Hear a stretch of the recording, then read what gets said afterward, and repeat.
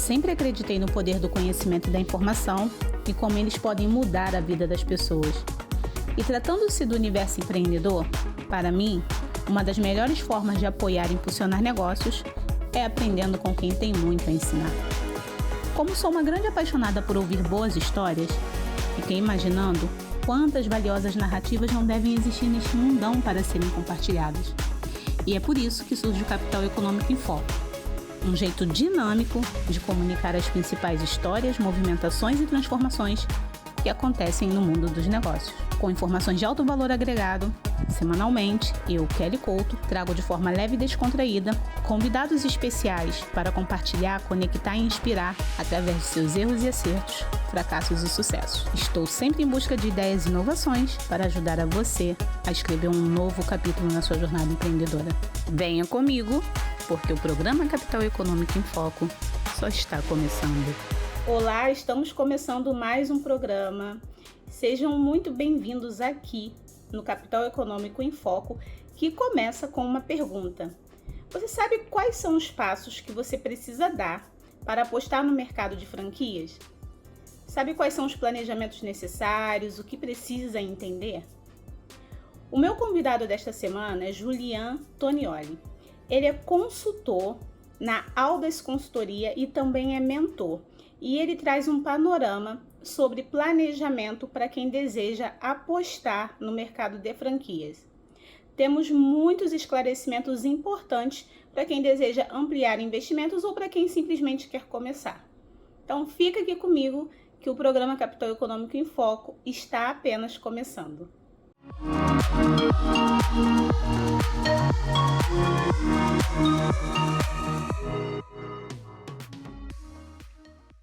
Julian, seja bem-vindo aqui no programa Capital Econômico em Foco. Estou muito feliz em recebê-lo e eu tenho certeza que a gente vai falar bastante. Vamos tirar muitas dúvidas aí dos nossos telespectadores sobre franquia. Então, para começar, eu gostaria que você se apresentasse para o nosso público. Claro. Kelly, em primeiro lugar, muito obrigado pelo convite, pela gentileza, como sempre. Bom, meu nome é Julian Tonioli, eu sou um dos sócios fundadores da Aldas. A Aldas é uma consultoria de planejamento estratégico, governança, gestão e capital, fundada em 2014, e que trabalha essencialmente com outras empresas de dono do segmento pequeno e médio aqui no Brasil. Maravilha, Julian. Julian, para começar, qual é a diferença entre franquia e você tocar o seu projeto no individual, não ter outras unidades? Boa. Na verdade, Kelly, aqui a gente tem alguns modelos. Quando a gente pensa em crescimento e expansão, a gente tem alguns modelos de expansão.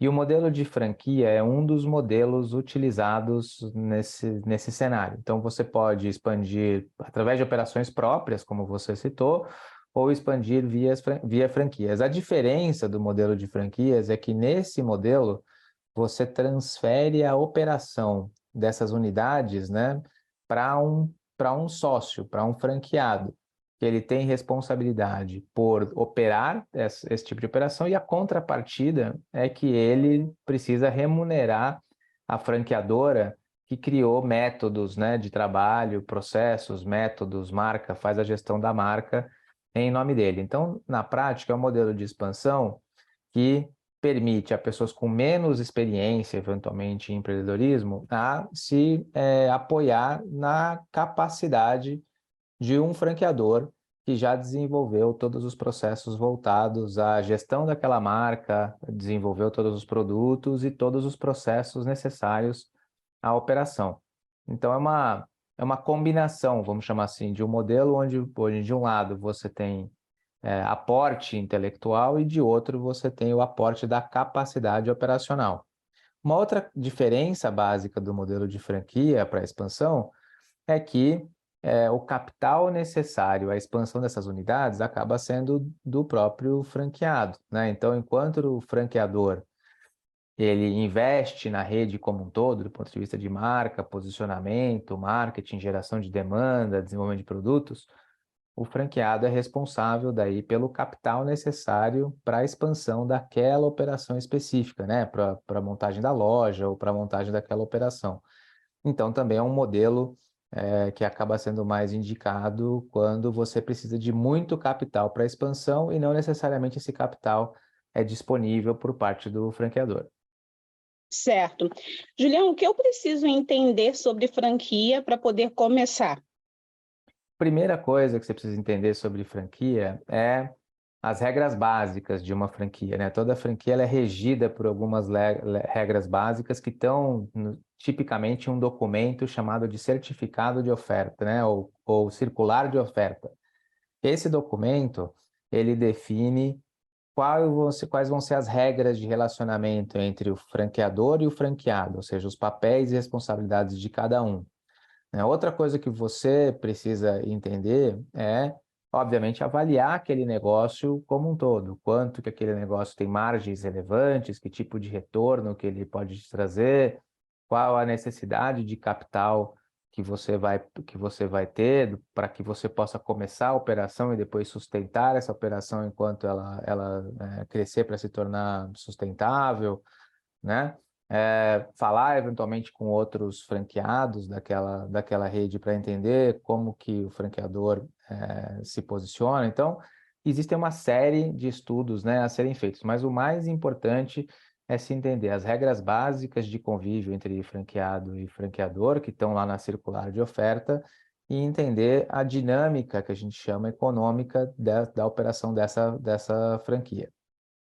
Pegando um gancho aí, no que você falou sobre a dinâmica econômica, essa já era a minha próxima pergunta. Qual é o risco de investimento para poder começar, numa franquia? O risco de investimento não é muito diferente do risco de você investir no seu próprio negócio, né? Então, se você fosse abrir, então, vamos dar um exemplo aqui simplificado, né? Se você fosse abrir um café, por exemplo, ou abrir uma franquia desse segmento, o risco associado, ele é essencialmente o mesmo que você está sujeito. Em que se pese que quando você parte para uma operação franqueada, você já se apoia em uma marca previamente validada, você se apoia em um modelo de execução e produtos previamente desenvolvidos, né? E em processos operacionais que já foram bem definidos pelo franqueador. Esses pontos, eles tendem a diminuir o risco de execução, que a gente chama.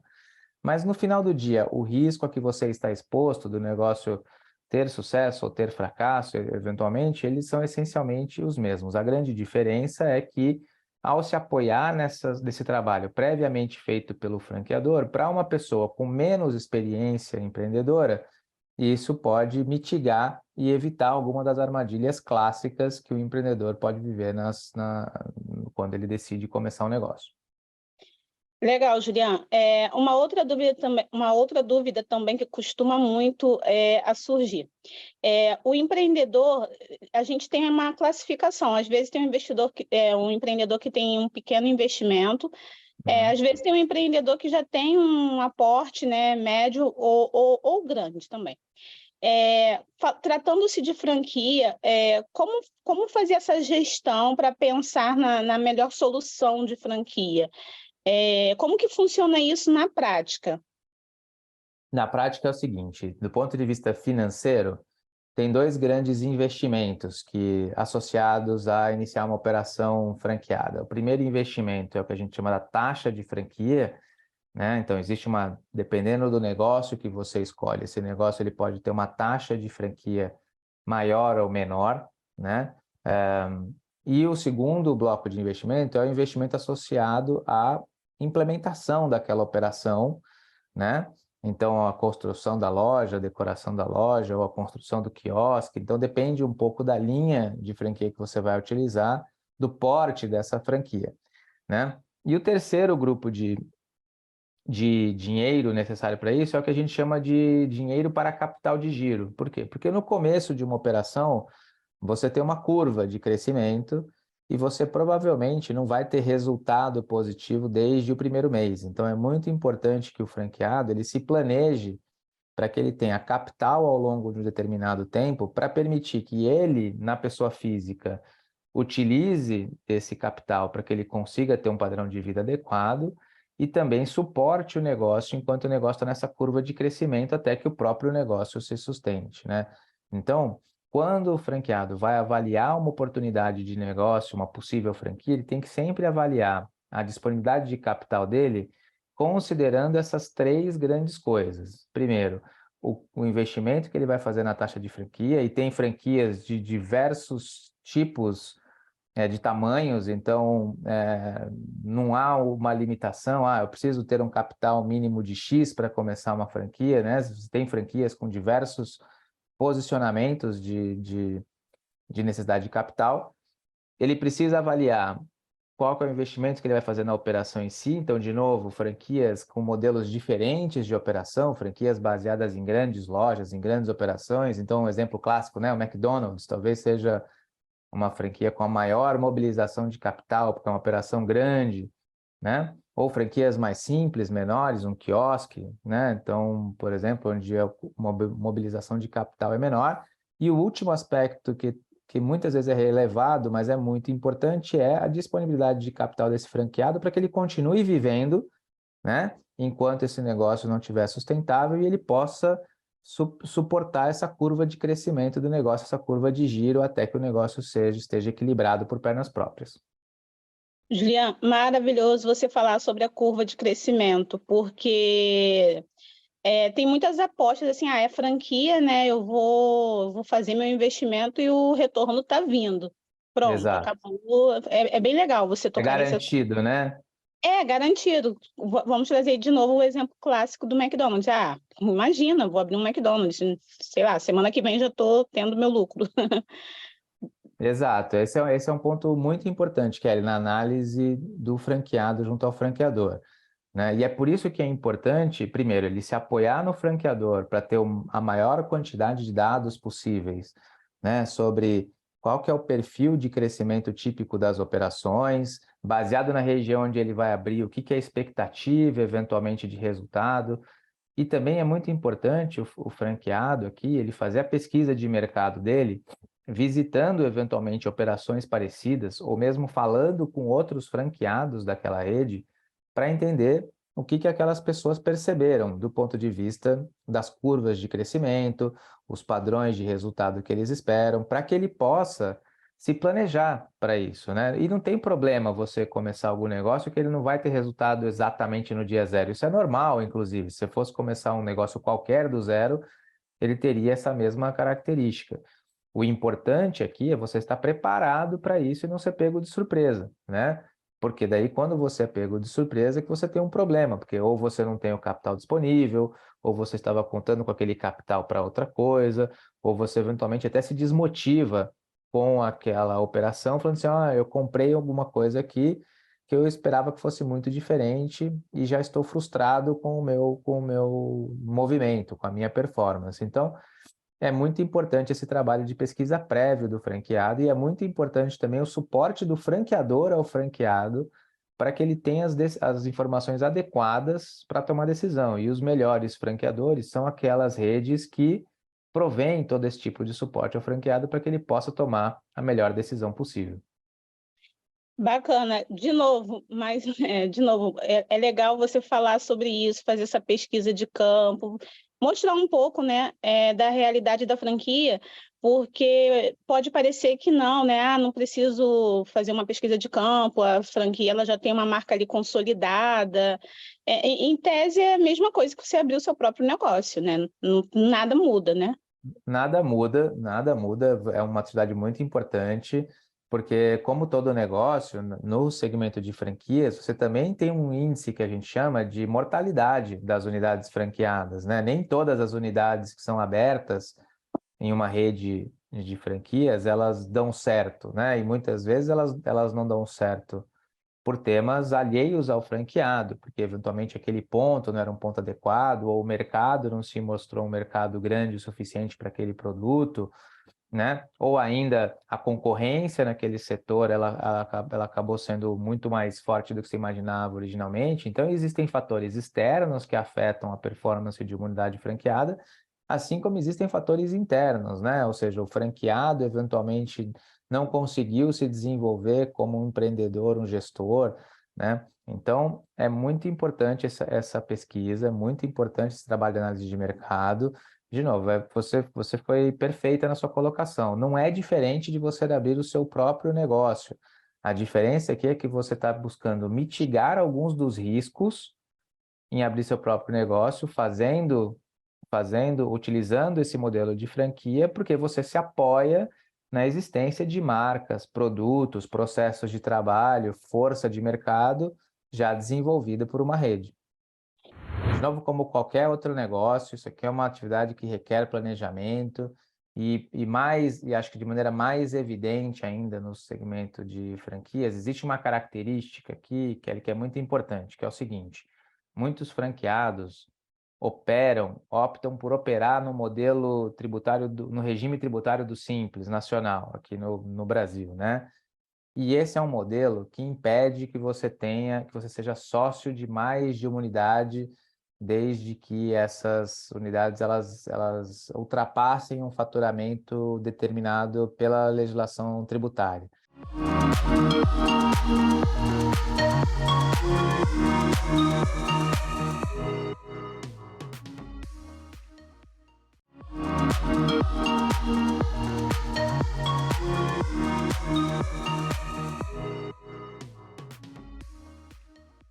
Julian, agora eu também tenho uma outra dúvida. A gente sabe que a internet facilitou muito essa questão de você ter negócio no digital, e com Sim, isso também surgiram diversos modelos, né? sim. E aí tem muitas franquias, franquias novas, como franquias já também consolidadas no mercado. Existe alguma orientação em relação aos novos modelos, às novas ofertas, a ofertas no digital? Você tem alguma orientação, você tem alguma experiência em relação a esse assunto? Não, existe sim, novos estruturas, novos modelos de franquia baseados, por exemplo, em serviços ou baseados, por exemplo, essencialmente em operações digitais, né? Então, a grande vantagem aqui, Kelly, é que o capital necessário para implementar esse tipo de operação, ele é menor, né? Então, você participar de uma franquia de serviço, você ser franqueado de uma operação de serviço, você ser franqueado de uma operação que ela tem uma estrutura digital, ela facilita esse trabalho de necessidade de capital inicial, né? E ela facilita também, eventualmente, a sua capacidade de expansão. É mais fácil você, eventualmente, gerar escala, porque você não tem tanto essa limitação geográfica, eventualmente, que você tem em negócios físicos, tá? Mas fora essa questão, que é uma vantagem desses modelos, todos os outros pontos que a gente falou até agora continuam se aplicando, que são esses de você fazer sua pesquisa para entender esse mercado, fazer o seu planejamento financeiro, montar o que a gente chama do seu plano de negócios para ver como é que isso vai acontecer ao longo do tempo. Ou seja, não é porque é digital ou é porque é serviços que você não deveria fazer esse trabalho. Muito pelo contrário, esse trabalho continua existindo, ele só tem características um pouco diferentes do que você faria em um negócio físico, né? Tipicamente. Tô amando bater esse papo com você, porque como empreendedora, a gente está sempre buscando aí, né, novas oportunidades de mercado. E eu sempre olhei com muito carinho para o mercado de franquias. Eu sempre pensei na possibilidade. Então, é legal trazer esses esclarecimentos, principalmente a questão do planejamento, nada muda, é a mesma situação. Julian, agora falando de planejamento sucessório no meio da franquia, no ramo, Sim. né? Como é que funciona isso? Eu sei lá, eu tenho uma família, eu quero deixar esse legado. Isso funciona na prática também ou é só ilusão? Não, funciona também. A gente aqui trabalha já com algumas redes onde a gente já viu isso acontecer, né? Onde é, você tinha operadores de unidades que foram saindo do negócio e transferindo isso para os seus sucessores, para a sua família. De novo, como qualquer outro negócio, isso aqui é uma atividade que requer planejamento e acho que de maneira mais evidente ainda no segmento de franquias, existe uma característica aqui, que é muito importante, que é o seguinte: muitos franqueados optam por operar no modelo tributário, no regime tributário do Simples Nacional, aqui no Brasil, né? E esse é um modelo que impede que você seja sócio de mais de uma unidade, desde que essas unidades elas ultrapassem um faturamento determinado pela legislação tributária. E essa é uma limitação para modelos de sucessão, né? Porque você daí precisa ficar distribuindo a propriedade sobre operações para pessoas individualmente, né? Então imagina, eu, Julian, resolvo ser um franqueado e começo a ter relativo sucesso, tenho minha primeira unidade, quero ter a segunda unidade, a terceira unidade. Eu vou ter que ter a primeira unidade no meu nome, a segunda unidade no nome da minha esposa, a terceira unidade já no nome da minha filha. No dia que eu faltar, para quem que eu transfiro essa titular, essa propriedade? É muito difícil fazer isso. Então, o que que a gente recomenda? É importante o franqueado, ele que vai planejar ter uma operação um pouquinho maior, que está torcendo, né, que está se preparando para ser um pouco maior, ele também se preparar do ponto de vista societário, do ponto de vista de gestão, para que ele constitua o que a gente chama de uma holding, né? Ou que ele tenha uma operação onde ele coloque todas essas unidades embaixo de uma operação única. Isso vai causar para ele o impacto dele sair do regime tributário do Simples, mas ele precisa se planejar para isso do ponto de vista econômico, levar em consideração esse aspecto, para que ele possa constituir daí sim uma sociedade que ele consegue transferir e dividir suas cotas com eventuais sucessores ao longo do tempo, e daí se aplica tudo aquilo que se aplicaria ao negócio convencional, né? Então eu vou ter meu planejamento sucessório, vou ter meu modelo de governança, vou ter lá meu contrato social com a definição do que é a companhia, meus acordos entre os cotistas que vão fazer parte dessa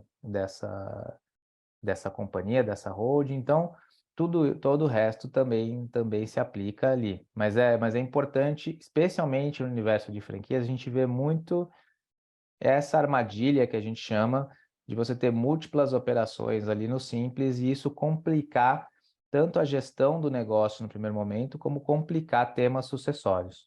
Perfeito, Juliana. Muito bom esse bate-papo, sabe? Eu estou bem contente de poder compartilhar isso com o público Capital Econômico em Foco, porque planejamento é tudo, né? Independente da área de negócios, planejar é o mínimo necessário para a gente conseguir alcançar o sucesso.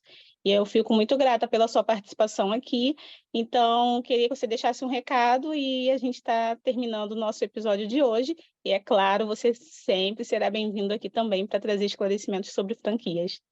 Muitíssimo obrigado mais uma vez pelo espaço, Kelly. Parabéns aí pelo programa, né? É sempre muito legal poder dividir com outros empreendedores, né, um pouco do que a gente foi aprendendo ao longo do tempo.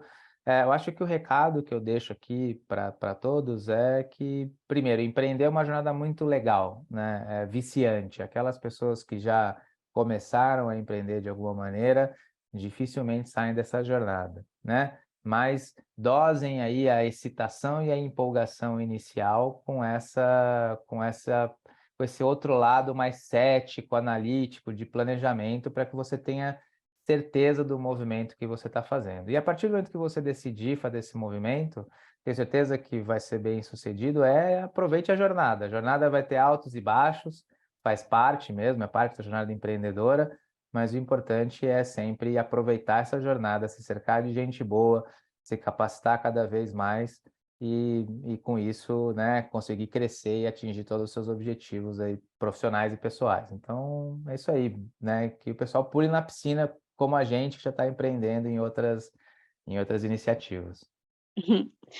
Combinado. Juliana, muito obrigada mais uma vez e a Capital Econômico em Foco está com as portas abertas para você. O programa termina Obrigado. aqui.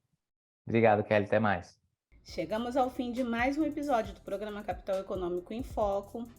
Eu aqui, diretamente dos Estados Unidos, bati um papo com Julian, que está em São Paulo, e falamos muito sobre o mercado de franquias. Quero agradecer a sua companhia, a sua participação e dizer que eu te aguardo no próximo episódio.